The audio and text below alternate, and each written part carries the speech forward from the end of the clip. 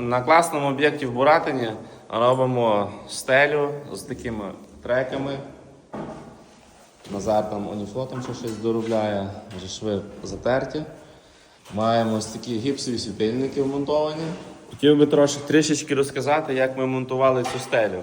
Ця стеля має велику площу. І для того, щоб зробити все одним контуром, ми цю всю стелю не прив'язували до стін.